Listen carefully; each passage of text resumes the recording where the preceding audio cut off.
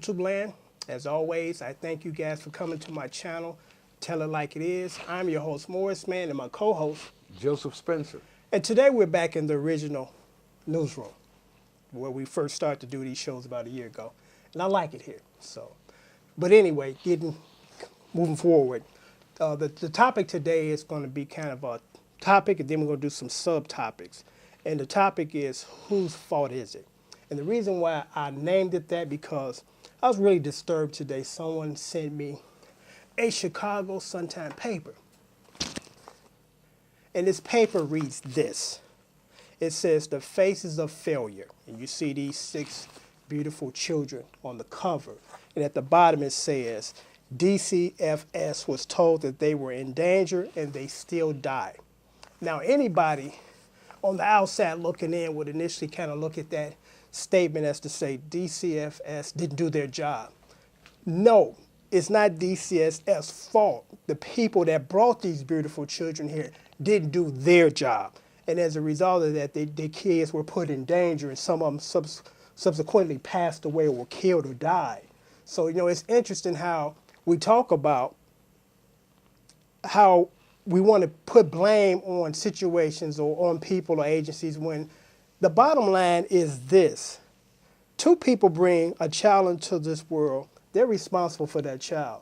And like I said before, and people will argue with me that I said this statement as far as we have too many freedoms in this country. And some people think, you crazy. And no, we don't. Yes, we do, because I look at it like this, and it should be like this. But of course, I'm not calling shots. If you go into a car dealership and try to get a new car, used car, you got to meet some certain criteria. You got to have a job or have some money or have collateral. It should be the same thing with having kids. You should not be able to have kids if you ain't got a dime in your pocket, you still in with your mama house, and you having sex in your mama house with your boyfriend when mama ain't home. That's how I feel. And this is the reason why we having things like this take place. These little children, infants, getting killed by new boyfriends of the girlfriend. Most people are annoyed with taking care of their own kids. But, nowadays you got these other dudes coming in, just living with these girlfriends or staying with them, and they have them watch their kids instead of having the father of these kids come get his kids and take care of them when she has something to do. Mm-hmm. So I'm quite pissed when I see this because, again, we talk on this show all the time about how the blame is not where it should be. We want to blame other people, other situations or agencies when we are responsible for our children. And if we can't be responsible, we shouldn't be having them. And on that note, I'm going to pass it over to Joe and get his intake on At what one he thinks. time, I really don't know I know the function of DCFS, but at one time I used to date a caseworker,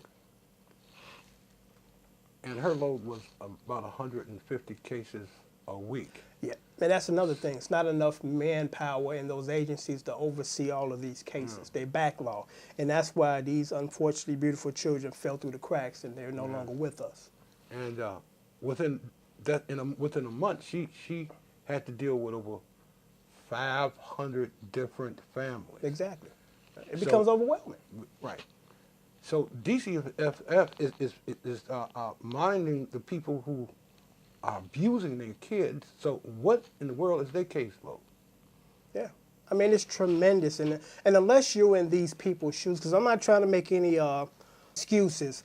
I mean, they are elected to do what they're supposed to do, but this is not really their job. I mean, in a good society, shouldn't even need a DCSF. We should be able to take care of our kids. Take care of like our kids. we did 50, 60 years ago before this agency became into existence. Yeah, right. But now what has changed is, and I'm not picking on black women because it takes a young black guy to create this situation with a young black woman. So they both are just as guilty to me. But, that's the problem now. For 40, 50 years ago, there was no barely people having sex outside of marriage or intending on getting married and having sex was kind of the worst case scenario. Now we have people casually screwing in their parents' house at 16, 13, 14 years old and having kids. I think they were doing it in the 40s and 50s. And but not 60s. on as such of a scale as today. It was just hidden. Yeah, it was a few. It was a small percentage as opposed to this is the norm now. Because back then they used to hide it. Now it's like it's abnormal to not have a child when you with somebody that you're not married. Now they have a program on called I'm a Teenage Mom. Oh yeah. And they showing little girls 15, 16, Having sometimes kids. 14, have a baby by the time they're 16. Exactly. And it's tripped out. Little girls are taught to have babies. First thing you do when they get a certain age is on Christmas or birthday, they hand the kid a doll. You know. Well, another thing is the cycle. Because most likely, and there's never 100% of the people that are in this situation will behave this way. But a percentage of them will. And here it is. When these people, when a daughter, or say when a young woman, 16, have a baby, guess what? 16 years ago, most likely her daughter, mama had her. Right. And 16 years prior, her mother had her. So it's like, it's a cycle that we have to break. Because back in the 50s and 60s, and again I stress, nothing stays the same. You know, it would be wonderful if certain aspects of the 60s were still with us, and certain, thank God, certain aspects aren't. Well, the 60s was like a turning point of the traditional family after the baby boomers were here. You know, like in the 40s and 50s, it was complete. Well, the 60s went through a revolutionary change. Yeah. To me, it was one of the most significant decades in the century. You know, a lot of stuff took place. I was in my teens and 20s. But, you know, we talk about this time and time again. It just hurts my heart to see this article today with these beautiful children on the cover, and they're no longer around. I've seen young black women actually put designer clothes on their children, have them looking like a Pepsi Cola commercial, and still calling little MFs, smacking them and hitting them, you know, and that boyfriend thing. The first time it happened to me, I think I was about 36, 37. I just got back in Chicago, middle lady. And when I woke up, she was gone. And she left me with her daughter, you know. And I waited and waited a day, half a day, you know. Did she ever come back? When she got through doing, and I'm going, what should I do? Should I call the police? You know, she finally came back. Oh, I had some business. I said, but you really don't know me. And didn't get your permission for the child to stay in your custody. All of that is a result of lack of upbringing from the newly parents. I mean, when you've been raised a certain way, in most cases, you act a certain way. When you've been not raised a certain way, you act a certain way. And I asked her, I said, how many men have you done this with your child? Have sex with him? You know, I'm a typical male. I went to sleep. When I woke up, you gone. Yeah. I mean, suppose I was a baby seller or a child molester. Yeah. Pedophile. Well, again, when you run into those situations, you know that you're not dealing with quality stock. Because I remember, even as I was being raised, and I'm sure you can recall, can attest to this as you were growing up, a lot of times you would hear this. You meet a young woman, and she's dating you, and she brings you to her parents' house. And you have to tell them your parents and tell them about them because it was a thing of good stock and bad stock because they didn't want their daughters hanging out with losers. Right. You know, they want them to be hanging out with productive people that were going to make a difference in the world and society. Provider. Well, that too. I mean, just an overall well-rounded young male or well-rounded young female. Now we've gotten away from that because the majority of the people here are now bad stock because they came from messed up situations themselves, and they're perpetuating this every day. And this is why you, again, see this. You know, these little kids on the cover of the newspaper that were killed by boyfriends. This is not my MFing kid. Yeah. You know. But like I said, I've seen men, white men and black men, actually jealous of their girlfriend's babies. It's a weird phenomenon. There are people who look at children, if it's not their child, they don't feel any kind of responsibility for this child. And they shouldn't. I mean, I know sometimes we say this to ourselves, but we are afraid to say this out loud. When you marry somebody that got kids from a previous situation and you say, I love them like they my own, that's usually BS. Because those are not your kids. Now, you're going to protect them and look after them. Right. But you're not going to honestly feel that these are your children. Right. You know, and I didn't mean what you yeah. just said. You go, being a human being and have a male maternal instinct. Your first instinct when you see a 2 or 3 year old kid or 5 or 6 or any child, your first instinct is to protect this child. Of course, you want to protect any children, whether they're your own or they're Right. someone else's. But I just don't believe, because I'm going to say this quickly, and then we're going to move on. I was watching this movie. It was called Thank You for Not Smoking. It was about the lobbying world of Yeah. smoking and the nicotine companies, pushing legislation to keep the tobacco, industry alive. And this guy was divorced, and he went to go pick up his son from his ex-wife's house, and the stepfather came out and tried to reprimand him about his own son, said, I don't think you should be smoking around your son. Yeah. And the man said this, and it was so funny. He said, that is my son, and the only thing you are is the man that's screwing his mama. End of story. I'm like, that's how I feel, because I'm like, I don't believe in that stepdaddy, stepmama nonsense. I mean, either you are these kids' parents or you're not. So taking a role to say that I'm going to step into this role, to me, it's kind of like, you're acting. Now, again, I'm not saying that you don't want to protect and love these kids, because you do, because you love the person that, the Any parents. child. Yeah, but Any child. If you yeah. saw a child walking out into the across the Dan Ryan, you're not gonna. Hey, you gonna have to do. Your instinct is to stop your car and try to protect this child from getting ran over from this Mack truck. Absolutely. But it's just sad that we've gotten to a society now where we're doing too much mixing. I mean, if you can, for the most part, if you marry somebody and have kids, stick it out like they did in the 50s till they got 18 and they left, then you separated from that other person. Let me just say this.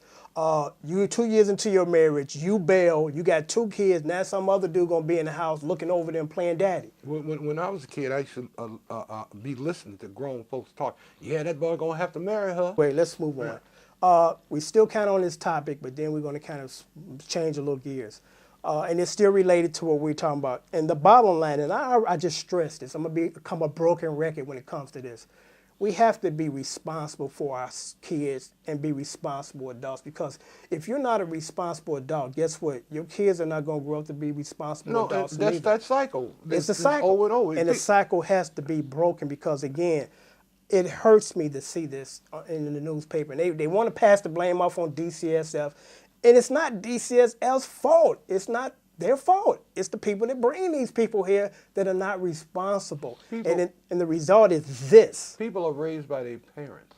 Well, yeah, exactly. They're supposed to be. And hopefully. They're raised by their parents, and their parents teach them what they know, or nothing at all. And the problem is, if they don't know nothing, they can't pass anything on. And that's what we're getting at. Something antiquated. Yeah, because another disturbing news article that somebody sent me in the Chicagoland area was this man that was 52 years old. He was on his way to work, managing his business at UPS, been there 30 plus years, and was about to retire next month. And on his way to work 2 nights ago, this 16-year-old guy tried to rob him. It was a botch robbery, and shot and killed this man. Now, as we talked before off camera, when I was 15, my main focus at that time was riding my bicycle and girls and delivering the newspapers. It wasn't out there with a gun shooting people to get money. I mean, at 15, you would like to believe that these people are secure as far as they got parents that are taking care of them. Now, here's a different scenario, and I don't agree with it either, but here's another scenario which makes sense. You're 30, 40 years old. You've been doing drugs off and on all your life. You're just a loser, nobody helped you in life, and you are in that state of mind, and rent is due next week. You go out there and start trying to rob to get the money. I can understand that, don't agree with that. But what does a 16-year-old dude need, or why is he out there trying to get money like he's in that situation? $120 tennis shoes. Well, you can live without those. No, you can't live in the street. All children have wants. Yeah, and we had wants, but some of them went attended to, and some of them didn't. I mean, there were many things that I came home and asked for that I didn't get. And the media make the wants even worse. Well, again, when you got a strong foundation at home. At one time, when you were 15 years old, you caught a picture of a beautiful young girl, and you do this. When you see a 15, 16-year-old person, male or female, looking at a pair of shoes, well, this is an honor. They get a picture of a car. They transfixed on these, and this stuff costs money because the media is doing this to them. And the media has always been doing And that. then But again, then your peers. we didn't go out when we were 16 shooting people. Well, no, I didn't. But back in the day, there were people doing A it. handful. Yeah, there was always Well, a handful throughout human. But the media wasn't in lower class neighborhoods like they are now. If something happened to a Mexican kid or even a poor white kid, it didn't make the newspaper in the 50s unless it was horrendous. Well, the technology is different too. And the technology is different. You know, a lot of was information can be sent throughout the Yeah. entire world now with the click of a button. Different. Okay, so moving along, because this is a really stimulating conversation as far as, and that's why I got Joe, because sometimes we have a difference of opinion, you know, and that's good because, like they say in business, when two men always agree, one ain't necessary. So, Right. You know, we both bring a different perspective to these topics, and that's wonderful. Yeah. The next one is things that take place that are not justified. And what I mean by that is, and this is more or less geared towards younger people, because some people as we get older, we stuck in our ways and we ain't trying to hear nothing new. But sometimes it's good to try to head it off when you're young to say, man, I like that perspective and it makes sense to me. And it's going to stay with me. Like that saying that I just said, when two people in business always agree when ain't necessary. Right. Somebody told me that back in like 1979. Okay. And to this never day, heard I it. still remember that because Yeah, it well, makes it makes sense. sense, yeah. It's a good saying. And in most cases, it's true. And moving along as far as the topic is this. When I first started working in corporate America, I was a young guy and I was like, man, these big multi-million-dollar, billion-dollar companies, they never make mistakes or never do nothing stupid, you know? And it was a little eye-opening experience when I went in and realized that they do a whole lot of stupid stuff. And here is one of them. Here's the scenario. You work in a department and everything's going fine. You know, there's no issues as far as the things that are set in place, that you follow the protocols, and everything runs smoothly.